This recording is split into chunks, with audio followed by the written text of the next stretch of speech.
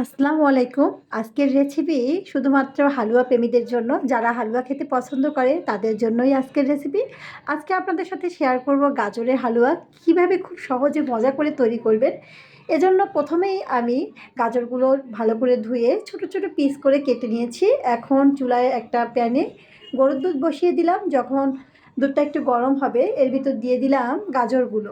গাজরগুলো দিয়ে আমি খুব ভালো করে সেদ্ধ করে নেব এবং দুধটা পুরোপুরি শুকিয়ে নেব। অনেকটা সময় নিয়ে এই কাজটা করতে হবে। অবশ্যই চুলার আঁচটা অল্প রাখবেন যেন নিচ থেকে পুড়ে না যায়, তাহলে কিন্তু একটা বাজে গন্ধ আসবে, পোড়া গন্ধ। আমি অনেকটা সময় নিয়ে খুব ভালো করে সেদ্ধ করে নিয়েছি। গাজরটা যখন সেদ্ধ হয়ে গেছে এবং পানিটা পুরোপুরি শুকিয়ে গেছে তখন আমি এটা চুলা থেকে নামিয়ে খুব ভালো করে ঠান্ডা করে নেব।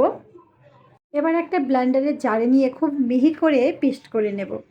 এবার মিহি করা এই ব্লাইন্ড করা গাজর আমি আবারও প্যানে নিয়ে নিলাম।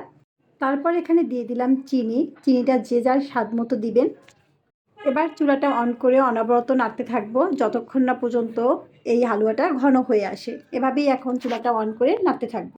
যখন হালুয়া অনেকটা ঘন হয়ে গেছে তখন এখানে অ্যাড করলাম ঘি। এখানে আপনারা চাইলে তেলও ইউজ করতে পারবেন, কোনো সমস্যা নাই। এখানে আমি প্রায় 3 টেবিল চামচের মতো ঘি দিয়ে দিলাম। ঘি দিলে ঘ্রাণটাও অনেক সুন্দর আসে এবং খেতেও অনেক বেশি টেস্টি হয়। এখন এখানে অ্যাড করলাম গুঁড়ো দুধ। এভাবে হালুয়া তৈরি করে বাসায় খাবেন, কী যে মজা। এখন সব কিছু খুব ভালো করে মিশিয়ে নেব। এই হালুয়া আমার বাসায় সবাই খুব পছন্দ করে, বিশেষ করে আমার বাচ্চা তো অনেক বেশি পছন্দ করে। বাচ্চাদের জন্য খুবই হেলদি একটি খাবার।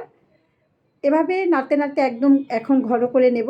আমার হালুয়া কিন্তু প্রস্তুত হয়ে গেছে। পুরোপুরি পানিটা আমি শুকিয়ে নিয়েছি। এবার একটা প্লেটে হালুয়াগুলো আমি নিয়ে নেব। এই তো দেখুন, মাশাআল্লাহ অনেক সুন্দর হয়েছে, টেস্ট অসাধারণ ছিল। প্লেটে খুব সুন্দর করে খুন্তির সাহায্যে আমি এটা একটু প্লেন করে দিলাম দেখার সৌন্দর্যের জন্য। এই যে দেখুন আমার হালুয়া কিন্তু তৈরি হয়ে গেছে। বাসার সবাই অনেক পছন্দ করেছে। আশা করি আপনাদেরও অনেক ভালো লেগেছে আজকের এই সহজ রেসিপি। সবাই ভালো থাকবেন। রেসিপি ভালো লাগলে অবশ্যই আপনাদের বন্ধুদের সাথে শেয়ার করবেন আজকের এই রেসিপি। আল্লাহ হাফেজ।